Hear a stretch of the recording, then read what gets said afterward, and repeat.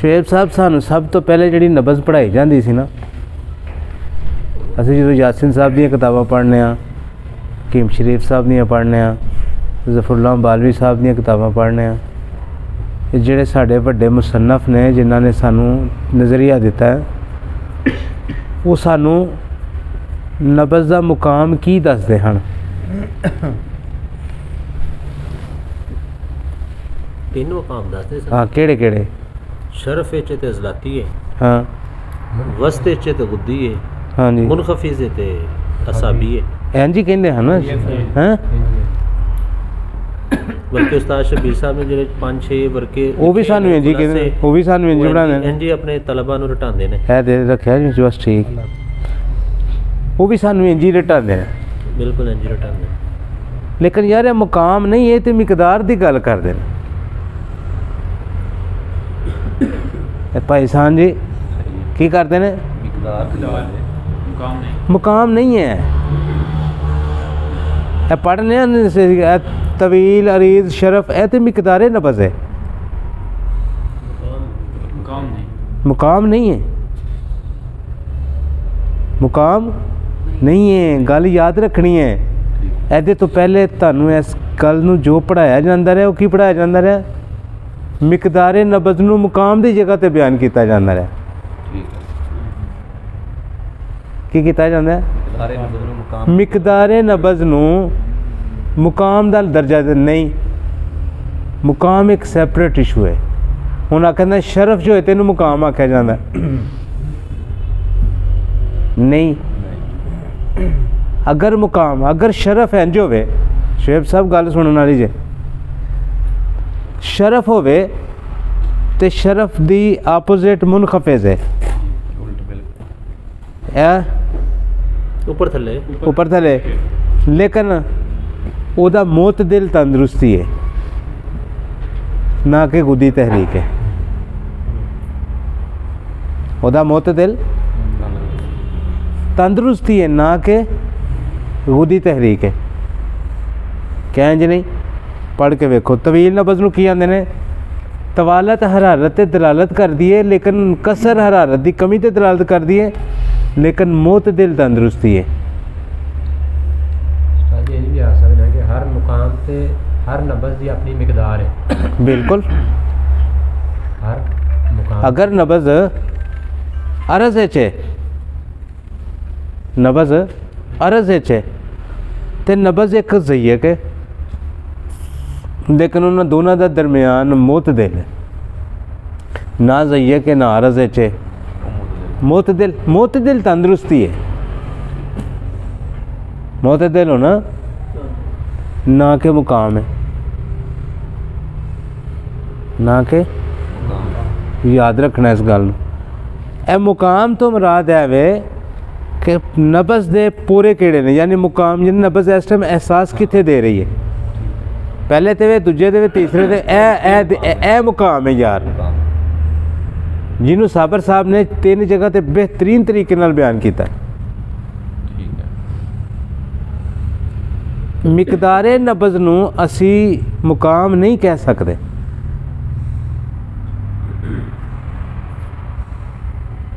इस गल नूं अज अपने दिमाग च सही तरीके नाल बिठाना है। नबज़ का टॉपिक असां शुरू किया है, तुसीं पिछली दफ़ा आए सो। हाँ, गल नुकते की तुहाडे वास्ते तां रखी, साबका सबक भी रिलेटेड हो जाएगा तुहाडे नाल। शुएब साहब तुहानूं शुएब साहब कित्थों पढ़िया सी? यही जनाज़े नबज़ ही पढ़दे मिकदारे नबज़। जो सारी गल पिछली दफ़ा भी यही हो रही सी, इत्थे असीं स्टॉप कीता सी गल।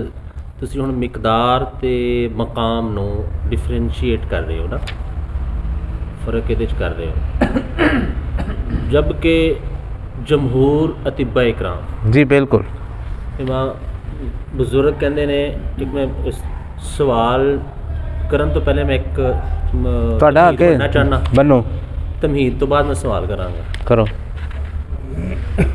उलमा इकराम कहते ने कि कुएं दे विच अगर कोई जानवर गिर जाए ना, उन्होंने कड्डो, फिर एक डोल मिकदार 3 डोल 70 डोल 100 डोल 200 डोल कड्डो तो पानी पाक हो जाएगा। उत्थे फिर सवाल आया डोल तो की मुराद लवांगे, किहड़ा साइज़ मुराद लवांगे? तो उत्थे फिर उन्हें जवाब दिता बुजुर्गों ने ਉਲਮਾ ਇਕਰਾਮ ਨੇ ਕਿ ਡੋਲ ਤੋਂ ਮੁਰਾਦ ਉਰਫ ਆਮ ਵਿੱਚ ਉਸ ਇਲਾਕੇ 'ਚ ਜਿਹੜਾ ਡੋਲ ਇਸਤੇਮਾਲ ਕੀਤਾ ਜਾਂਦਾ ਨਾ ਜਿਹੜੇ ਸਾਈਜ਼ ਦਾ ਉਹੀ ਡੋਲ ਮੁਰਾਦ ਹੋਏਗਾ। ਜੀ ਜੀ। ਜਮਹੂਰ ਇਹਦਾ ਮਤਲਬ ਹੈ ਵੇ ਕਿ ਇਨਸਾਨੀ ਅਕਲ ਜਮਹੂਰ ਉਲਮਾਈ ਜਾਂ ਜਮਹੂਰੀਅਤ ਦੇ ਵਿੱਚ ਉਹਦੇ ਵਿੱਚ ਜਿਹੜੀ ਰਾਇਜ ਚੀਜ਼ ਹੈ ਨਾ ਉਹਨੂੰ ਰੱਦ ਨਹੀਂ ਕਰਦੀ। ਜਮਹੂਰ ਅਤਿਬਾ ਇਕਰਾਮ ਪੋਰਿਆਂ ਦੀ ਗੱਲ ਨਹੀਂ ਕਰਦੇ, ਉਹ ਉਂਗਲੀਆਂ ਦੀ ਗੱਲ ਕਰਦੇ ਨੇ ਔਰ ਉਹੀ ਗੱਲ ਕਰਦੇ ਨੇ ਸ਼ਰਫ ਮੁਨਖਫਿਜ਼ ਤੇ ਦਰਮਿਆਨ। ਠੀਕ ਹੈ। ਤੇ ਪਿਛਲੀ ਦਫਾ ਵੀ ਇਹ ਗੱਲ ਹੋਈ ਸੀ ਕਿ ਇਹ ਜਮਹੂਰ ਅਤਿਬਾ ਇਕਰਾਮ ਤੋਂ ਹਟ ਕੇ ਉਸਤਾਦ ਮੁਹਤਰਮ ਹਕੀਮ ਅਬਦੁਲ ਹਕੀਮ ਸਾਹਿਬ ਰਹਿਮਤੁल्लाह ਅਲੈਹ ਨੇ ਜਿਹੜਾ ਤੁਹਾਨੂੰ ਸਿਖਾਇਆ, ਤੁਸੀਂ ਕੁਝ ਸਾਨੂੰ ਸਿਖਾ ਰਹੇ ਹੋ, ਇਹ ਆਖਰ ਕਿਉਂ ਹੈ ਇਸ ਤਰ੍ਹਾਂ? ਸਾਬਰ ਸਾਹਿਬ ਨੇ ਤੇ ਇਹ ਪੋਰਿਆਂ ਦੀ ਗੱਲ ਕੀਤੀ ਨਹੀਂ, ਸਾਬਰ ਸਾਹਿਬ ਉਂਗਲੀਆਂ ਦੀ ਗੱਲ ਪੇ ਕਰਦੇ ਨੇ। ਬਿਲਕੁਲ ਕਰਦੇ ਨੇ। ਹੁਣ ਇਹਨਾਂ ਨੇ ਸਾਬਰ ਸਾਹਿਬ ਨੇ ਕਿੱਥੋਂ ਲਿਆ? ਇੱਕ ਮਿੰਟ ਮਾਜ਼ਰਤ ਜੀ ਨਾਲ ਜੀ ਤੁਸੀਂ ਹੋਰ ਗੱਲ ਕਰ ਲਓ। ਹਾਂਜੀ ਮੈਂ ਉਹਦੀ ਵਜ੍ਹਾ ਹੈ ਕਿ ਮੇਰਾ ਸਵਾਲ ਕਰਨ ਦਾ ਮਕਸਦ ਕਤਾਨ ਗੁਸਤਾਖੀ ਨਾ ਸਮਝਿਆ ਜਾਵੇ। ਮੈਂ ਸਰ ਤੁਹਾਡੀ ਗੱਲ ਨੂੰ ਐਪਰੀਸ਼ੀਏਟ ਕਰਾਂਗਾ, ਤੁਸੀਂ ਮੇਰੇ ਤੇ ਸਵਾਲ ਹੀ ਨਹੀਂ ਕੋਈ ਕਰਦੇ, ਇਹ ਸਾਰੇ ਆ ਕੇ ਚੁੱਪ ਕਰਕੇ ਬਹਿ ਕੇ ਸੁਣ ਕੇ ਟੁਰ ਜਾਓ, ਇਹ ਤੇ ਗੱਲ ਹੀ ਕੋਈ ਨਹੀਂ। ਤੇ ਅਸੀਂ ਤੈਨੂੰ ਅੱਛਾ ਸਮਝਣਾ, ਤੁਸੀਂ ਮਾਸ਼ਾਅੱਲਾ ਸਵਾਲ ਕੀਤਾ। ਹਾਂਜੀ ਮਸਲਨ ਸਮਝਣ ਵਾਸਤੇ ਮੈਂ ਸਵਾਲ ਕਰ ਜੀ ਰਿਹਾ। ਮੈਂ ਸਮਝਾਉਣਾ ਵਾਸਤੇ ਗੱਲ ਕਰ ਸਰ, ਸਵਾਲ ਹੀ ਪੈਦਾ ਮੈਂ ਨਹੀਂ। ਸਮਝਣ ਵਾਸਤੇ ਹੀ ਆਨੇ ਆ, ਸਮਝਾਉਂਦੇ ਹਾਂ। ਕਿਧਰੇ ਸਾਬਰ ਸਾਹਿਬ ਨੇ ਪੋਰਿਆਂ ਦੀ ਗੱਲ ਨਹੀਂ ਕੀਤੀ, ਇੱਥੇ ਵੀ ਉਂਗਲੀਆਂ ਦੀ ਗੱਲ ਕੀਤੀ। ਉਸਤਾਦ ਸ਼ਬੀਰ ਸਾਹਿਬ ਨੇ ਸਾਨੂੰ ਬਚਪਨ 'ਚ 5 ਪੇਜ 7 ਪੇਜ ਰਟਾਏ ਹੋਏ ਨੇ। ਪਹਿਲੀ 2 ਪੋਰਿਆਂ ਤੇ ਪਹਿਲੀ 2 ਉਂਗਲੀਆਂ ਤੇ 3 ਉਂਗਲੀਆਂ ਤੇ 4 ਉਂਗਲੀਆਂ ਤੇ 4 ਉਂਗਲੀਆਂ ਤੋਂ ਵੀ ਕ੍ਰਾਸ ਕੀਤੀ ਨਬਜ਼। ਅੱਜ ਵੀ ਮੈਨੂੰ ਸ਼ਬੀਰ ਸਾਹਿਬ ਦੇ ਅਲਫਾਜ਼ ਸਰ ਮੇਰੇ ਮੈਨੂੰ ਡੋਰ ਆਰ ਉਹਦੀ ਜਿਹੜਾ ਨਬਜ਼ ਹੋਏਗੀ। ਭਾਈਜਾਨ ਮੈਂ ਸਰ ਉਹਨਾਂ ਦਾ ਜਿਹੜਾ ਪੰਫਲੇਟ ਦਿੱਤਾ ਨਾ, 1 ਮਿੰਟ ਯਾਰਾ ਗੱਲ ਸੁਣ, ਇੱਕ ਜਣੇ ਦੀ ਗੱਲ ਕਰ ਲੈਣ, ਤੁਸੀਂ ਆਪਣੇ ਸਵਾਲ ਕਾਬੂ 'ਚ ਰੱਖੋ। ਲੋ ਸਰ ਜੀ ਉਹ ਕਹਿ ਰਹੀ ਕਿ ਡਾਕਟਰ ਫੈਸਲ ਨੂੰ ਕੋਈ ਗੱਲ ਬਾਟਰੀ ਬੰਦ।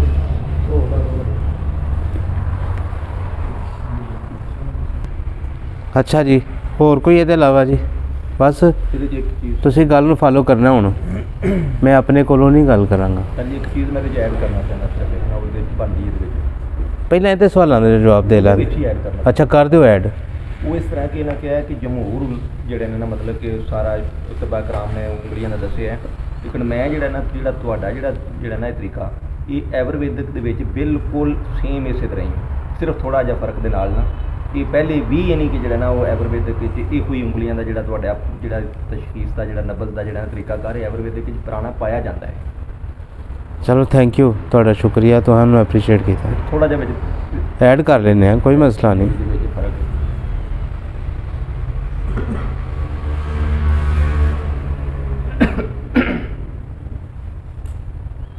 ਲਿਓ ਜੀ ਅਮਰਾਜ਼ੁਲ ਆਮਦ ਕਿਤਾਬ ਲਓ, ਸਫਾ 147 ਕੱਢੋ।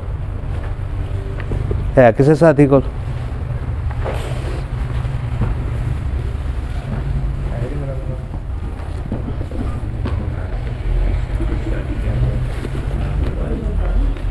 सफ़ा 147 जी है ताकीद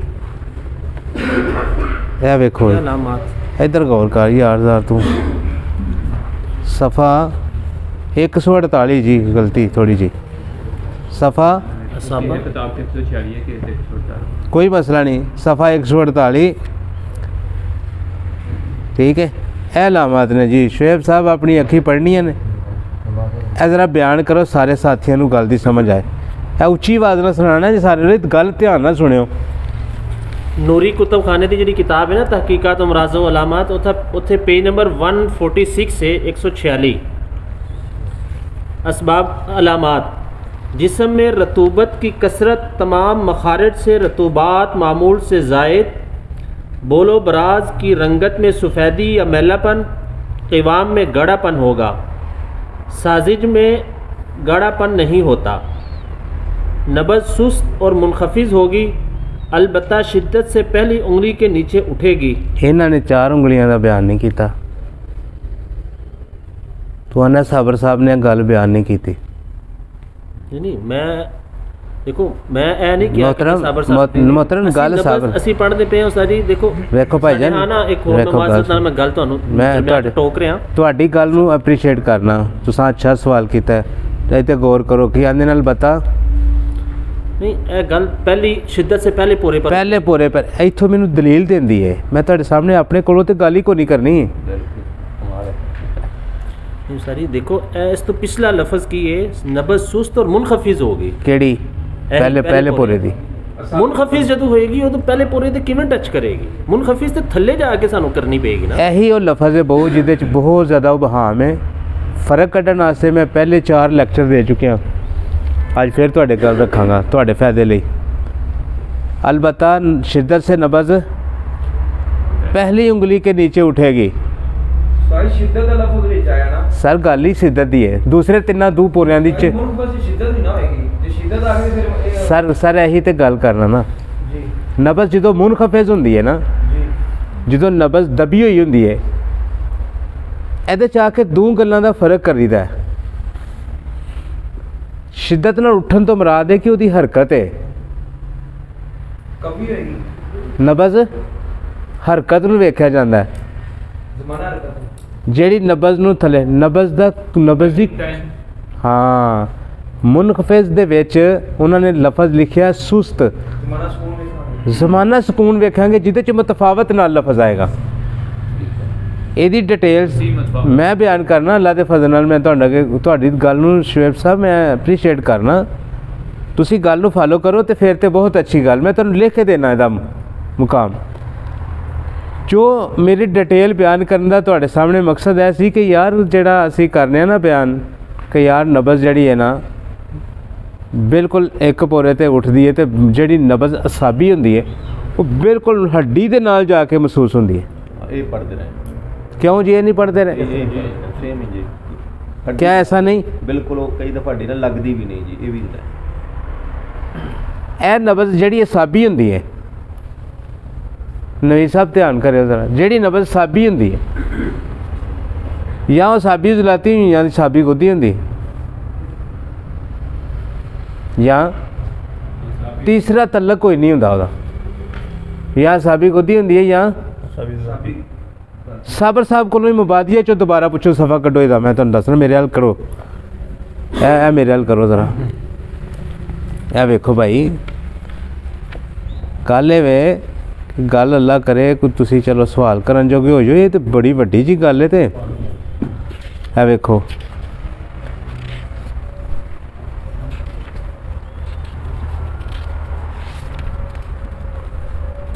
लो जी सफ़ा 105 शेब साहब नबज़ पढ़ेंगे, नबज़ गलीज़ मुबादियात तिब पेज नंबर 105 जी।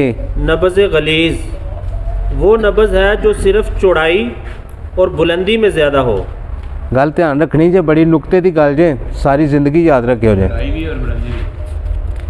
शरफ च भी बुलंदी च होएगी और अरज़ भी, और अरज़ च भी होएगी। वो नबज़ केड़ी होएगी गौर करो, गलीज़ होएगी। ਉਹਨੂੰ ਦੱਬ ਕੇ ਉਂਗਲੀ ਹੱਡੀ ਦੇ ਲਾਗੇ ਹੋਣਾ ਚਾਹੀਦਾ ਸੀ। ਇਹ ਕਿਹੜੀ ਹੈ? ਇਹ ਆਂਦੇ ਨੇ ਤਰੀ ਸਰਦੀ ਨਾਲ ਇਹਦਾ ਤਲਕ ਹੈ। ਸਰ ਮੇਰਾ ਤਲਕ ਨਹੀਂ ਹੈ, ਮੈਂ ਆਪਣਾ ਫਲਸਫਾ ਕੋਈ ਤੁਹਾਡੇ ਸਾਹਮਣੇ ਨਹੀਂ ਰੱਖਿਆ, यानी मैं अपनी इख्तरा या उस्ताद अब्दुल कीम साहब ने सर अपनी गुफ्तगू की नहीं ये है तो रस्ता सीधा पे करना यार थोड़ा गौर करो है देखो ना हुण गल अच्छा की होएगा। इसके मुकाबले में नब्ज़ दकीक है। नब्ज़ दकीक उजलाती साबी होंदी है, सारी जिंदगी पढ़ते आए हैं, शरफ च होंदी है। उजलाती साबी नबज़ शरफ च होंदी है, कितने होंदी है? शरफ च होंदी है, 2 उंगलियां तक मोटी होंदी है, हाथ रखते सार ऊपर लभदी है। नब्ज़ दकीक याद रखना, प्योर उजलाती साबी नबज़ होंदी है, ना शरफ च होंदी है ना अरज़ च होंदी है।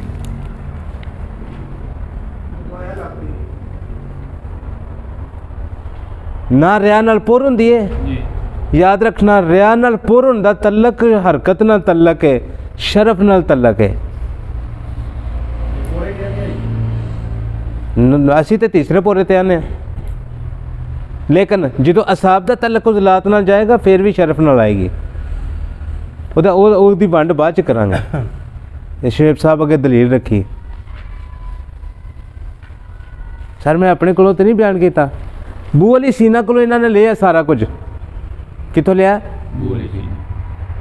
अल कानून किताब है जिसका खुलासा तुहाडे सामने रखन लगा गौर नाल, ये तुहां ही पढ़ना है, अपने कोलों नहीं मैं पढ़ना।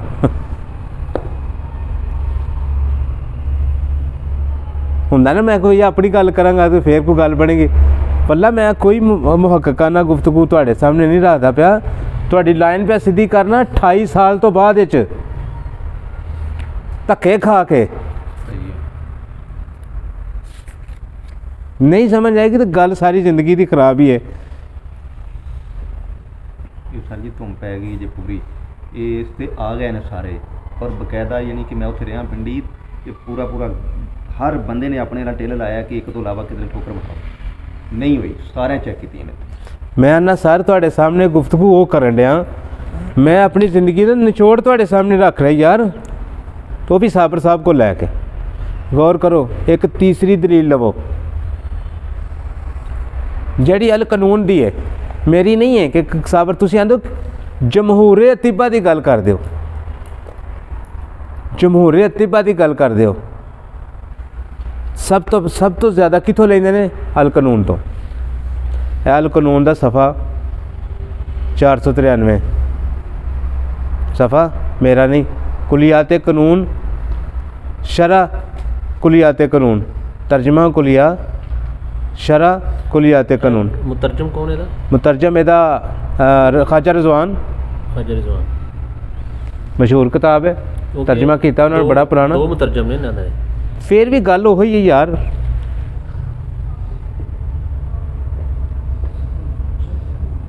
लो यदि मैं थोड़ी जी सिर्फ तुहाडे सामने रखना, बाकी तुसीं मुतालिया कर लियो।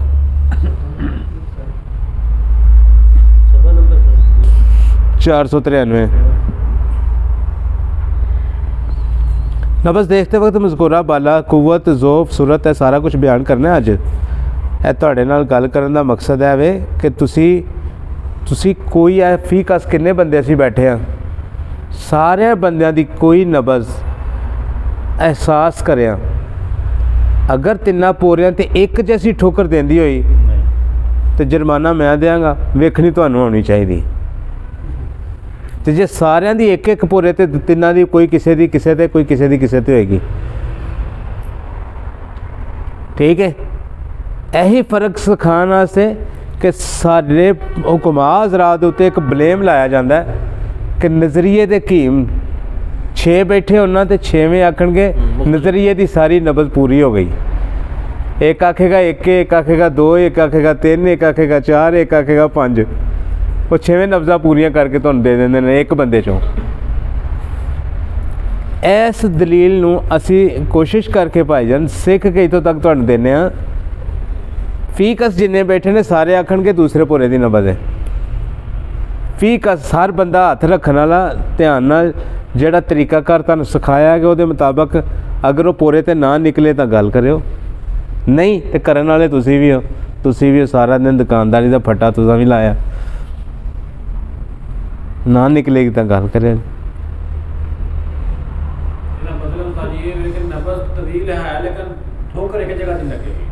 भावें हुण तुसीं जदों दा साह बंद करोगे ना उन्होंने दबा दोगे जरूरत तो ज़्यादा तो की होएगा, तो 4 उंगलियां नबज़ क्लास कर जाएगी यार।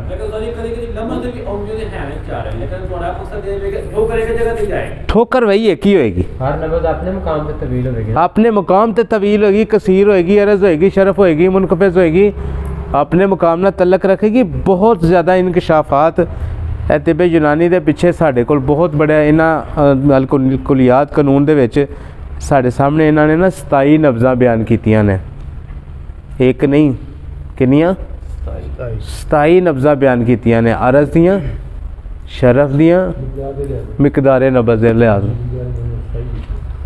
27 नब्ज़ां ने। कादियां ने बीमारी दियां, कादियां ने तंदुरुस्ती दियां नहीं। कोई तबीब तुहाडे सामने तंदुरुस्ती दी नबज़ बयान करे, सारे मुतालिया करने वाले हो, मैं तंदुरुस्ती का म्यार तुहाडे सामने रखना। उस्ताद जी गल है भी मैं बार बार ਦਰਮਿਆਨ ਚ ਇੰਟਰਪਟ ਕਰ ਰਿਹਾ, ਮੇਰਾ ਮਕਸਦ ਕਤਨ ਤੁਹਾਡੀ ਉਹ ਸਰ ਨਹੀਂ। ਮੈਂ ਤੇ ਤੁਹਾਡੀ ਗੱਲ ਨੂੰ ਜਿਹੜਾ- ਐਪਰੀਸ਼ੀਏਟ ਕਰਨਾ, ਤੁਸੀਂ ਤਾਂ ਸਵਾਲ ਕੀਤਾ ਹੈ। ਮਸਲਾ ਹੈ ਵੇ ਮੈਂ ਜੇ ਇਬਾਰਤ ਤੇ ਮੁਤਮਈਨ ਹੀ ਨਹੀਂ ਹੋਇਆ, ਤੁਸੀਂ ਅੱਗੇ ਕਰੋ ਦੀ ਗੱਲ। ਤਫਸੀਲ ਬਿਆਨ ਕਰ ਛੱਡੀ ਹੈ। ਮਸਲਾ ਹੈ ਇੱਥੇ ਸਾਬਰ ਸਾਹਿਬ ਨੇ ਖੁਦ ਲਿਖਿਆ ਨਬਜ਼ ਸੁਸਤ ਹੋਗੀ, ਮੁਨਖਫਿਜ਼ ਹੋਗੀ। ਮੁਨਖਫਿਜ਼ ਪਹਿਲੇ ਪੋਰੇ ਤੇ ਕਿਵੇਂ ਹੋਏਗੀ, ਇੱਥੇ ਕਹਿ ਰਿਹਾ ਬੁਲੰਦੀ ਤੇ ਹੋਏਗੀ। ਇਹ ਦੋਵਾਂ ਕਿਤਾਬਾਂ ਦੇ ਆਪਸ ਤਜ਼ਾਦ ਕਿਉਂ जल्दी ਹੈ? तो होगी साथी इस बात ਗੱਲ ਸੁਣੋ, ਮੈਂ ਤੇ ਨਹੀਂ ਪਾਇਆ। ਮੁਨਖਫਿਜ਼ ਖੁਦ ਕਹਿ ਰਹੇ ਨਾ ਯਾਰ, ਸਾਬਰ ਸਾਹਿਬ ਨੇ ਲਿਖਿਆ ਮੁਨਖਫਿਜ਼। ਅੱਛਾ ਠਹਿਰ ਜਾ ਤਾਰਕ, ਮੁਨਖਫਿਜ਼ ਨਬਜ਼ ਦੀ ਡੈਫੀਨੇਸ਼ਨ ਕੀ ਹੈ? ਜਿਹੜੀ ਬਿਲਕੁਲ ਥੱਲੇ ਜਾਵੇ, ਹੱਡੀ ਦੇ ਨਾਲ ਮਿਲੇ। ਇੱਕ ਤੇ ਬੁਲੰਦੀ ਚ ਆ ਗਈ ਨਾ, ਹਾਂ ਉਹ ਸ਼ਰਫ ਹੈ ਨਾ, ਇਹ ਸ਼ਰਫ ਹੋ ਗਈ। ਆਪੋਜ਼ਿਟ ਮੁਨਖਫਿਜ਼ ਹੈ। ਇੱਥੇ ਇਹ ਮੁਬਾਦੀਅਤ ਕੱਢੋ ਦੁਬਾਰਾ, ਆਪਣੇ ਸਵਾਲ ਦਾ ਆਪੇ ਜਵਾਬ। ਠਹਿਰ ਜਾ ਭਾਈ, ਮੈਨੂੰ ਸਮਝਾਉਣ ਦੇ। ਉਂਗਲੀ ਤੇ ਕੀ ਹੈ ਨਾ ਮਕਸਦ ਭਾਵੇਂ ਇੱਕ ਭਾਵੇਂ 20 ਭਾਵੇਂ ਜਿੰਨੀਆਂ ਮਰਜ਼ੀ, ਜਿੱਥੇ ਵੀ ਨਬਜ਼ ਤੇ ਜਦੋਂ ਦਬਾ ਕੇ ਵੇਖਾਂਗੇ, ਵੇਖਣਾ ਤੇ ਉਹਨੇ ਇਹ ਅਰਜ਼ ਨਬਜ਼ ਕੱਢੋ ਜੀ, ਇਹ ਸ਼ਰਫ ਨਬਜ਼ ਕੱਢੋ ਜੀ, ਮਿਕਦਾਰੇ ਨਬਜ਼ ਲਵੋ ਜੀ।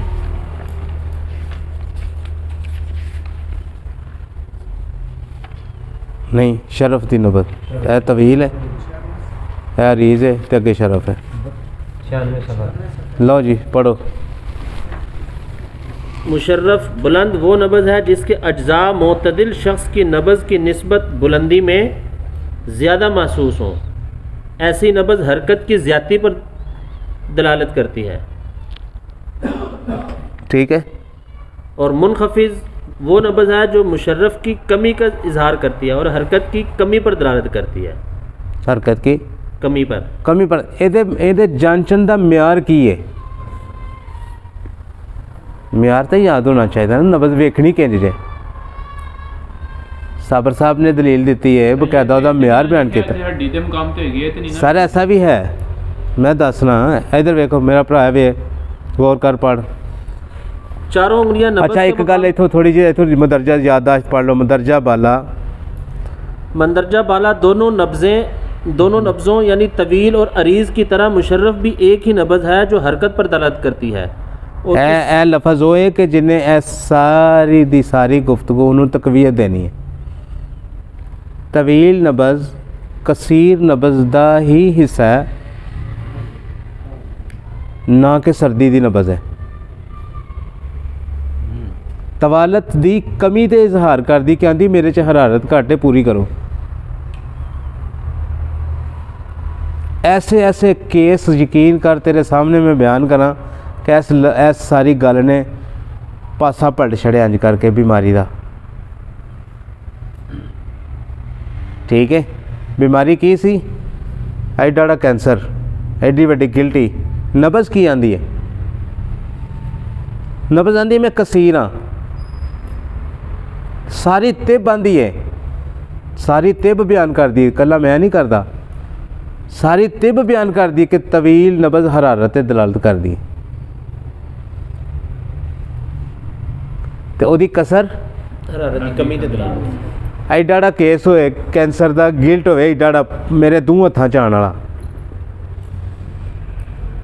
ठीक है, ओदी कसर नूं, ओदी तवालत नूं कसर च बदलिया, यानी तवील नब्ज़ नूं इतदाल ते लियांदियां मैनू नहीं पता उन्होंने कैंसर है, मैनू उन्होंने दसिया ही नहीं।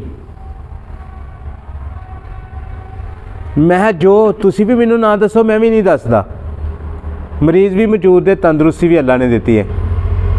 नब्ज़ की तवालत नूं तोड़द्या इतदाल ते लियांदा तो गिल्टी गायब हो गई है। मकसद गल समझने वाली है। असी इलाज किवें करना है, यह तो बहुत बड़ी लम्मी जिंदगी चाहिए इहनूं सीखण वास्ते, याद भी रखना है।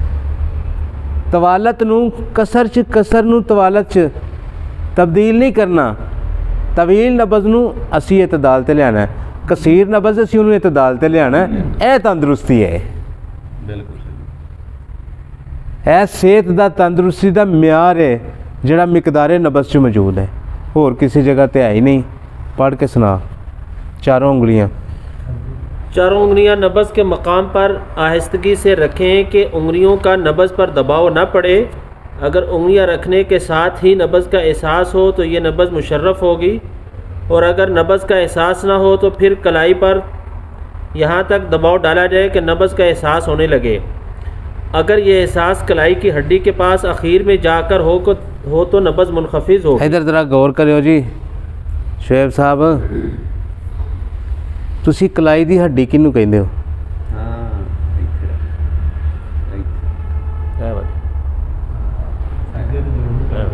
नहीं है तो जोड़ है ना हड्डी ते इस गल ध्यान नाल सुनो, ए वे कलाई दी हड्डी इनू की आंदे ने कलाई दी हड्डी। ए जिथे जाड़ के ए जिथे असीं नब्ज़ तो थल्ले हथ रखने हैं ना, ये हड्डी तो मुराद वो जिहड़ी थल्ले हड्डी है ओदा नहीं है। वो कलाई दी ते नहीं ना सर? सुनो सर, नहीं मैं दसना, मैं वजात जो साडे उस्ताद ने साडी वजात की वो तुहानूं मैं रखना। जिहड़ी हड्डी है ना ये बिल्कुल इत्थे आके नब्ज़ शुरू होंदी है, शो होंदी है, जिन्हां जिहड़ी सारिआं नूं नज़र आउंदी है, जिहदे उत्ते सारिआं नूं हड्डी नाल बिल्कुल नाल उच्ची उच्ची उभरी हुई हड्डी जिहड़ी इहनूं की आंदे ने? वालेकुम सलाम। इहनूं की आंदे ने? कलाई दी हड्डी। ठीक है, जाकर रखो, देखो एहसास। अगर ये एहसास कलाई की हड्डी के पास आखिर में जाकर हो, हाँ। आखिर से मुराद थल्ले वे के एंड आकार तो मुराद ए वे, दबाओ थल्ले नहीं। हुण किन्ने दोस्त ने, किन्ने उस्ताद ने जिन्होंने सारी जिंदगी इलाज मुआलजा किया है, सही ते नूं मद्देनज़र रखिया, हाँ उन्होंने फॉलो करना, इन्हूं फॉलो करना। गल तो वही तवज्जो देनी है ना जिहड़ी उस्ताद ने सिखाई है। ठीक है, अच्छा हो तो ये नब्ज़ मुनखफिज होगी, और अगर शरफ और मुनखफिज के दरमियान हो तो मुतदिल होती है। ए मुनखफिज नब्ज़ नूं परखने का एक तरीका है। की है? ए हड्डी है जिहदे ए नब्ज़ है जिहदे उत्ते असीं हथ रखना है, जो असीं फुल दबा देंगे ना तो उस नब्ज़ च ना अर्ज़ मिलेगा ना शरफ मिलेगा, तो सारी नब्ज़ तवील नज़र आई। मुनखफिज और सुस्त नब्ज़ दी सिर्फ चाल देखी जाती है, वह साह बंद करिए हड्डी के करीब। असाबी नब्ज़ सब तो बुरी तरीन चीज़ जिहड़ी हैज़े की एक अलामत होंदी है, हैज़े की अलामत होंदी है। और दिमाग के जिहड़े वरम ने उन्हां दी नब्ज़ होंदी है, दिमाग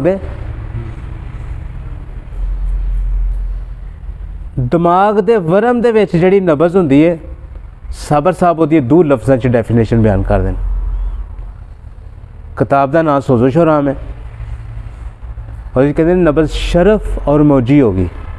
हमराजुल अहमद दियो जी सोज़ो हराम। हेलो,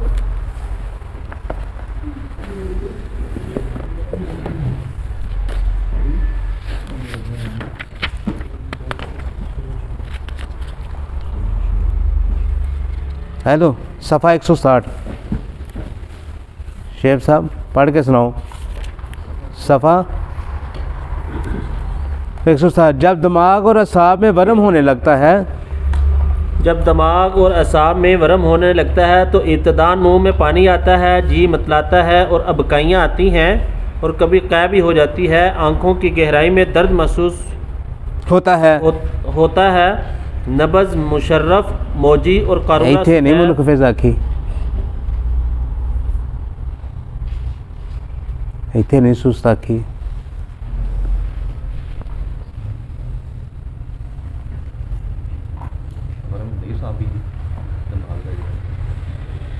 पर अज इन्हों इस गल की याद करना पेगा लफज मेरे, है लफज जड़े ना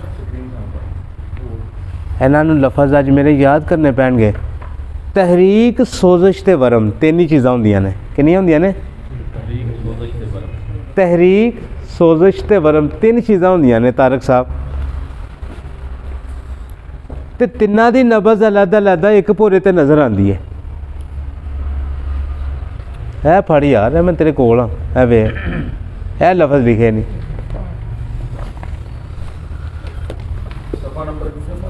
एक 167 सोज़ो शराम लेना किनिया ने वाला है वे लो पढ़।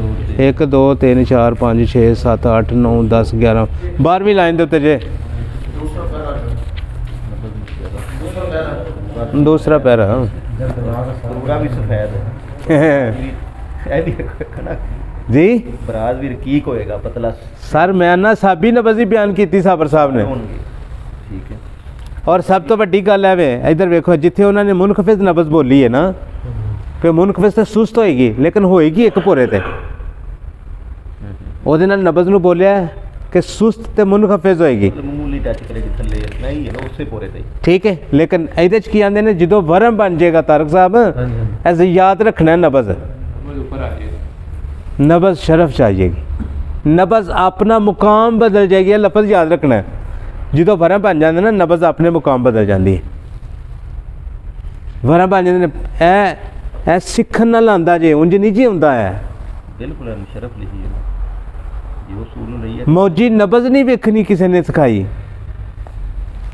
जाके उस्ताद को सीखी है यासीन साहब उंज नहीं आई यकीन करो नहीं आई पता ही नहीं दसे नहीं किसी ने आख्या मौजी है तो वेख लो जी मौजी है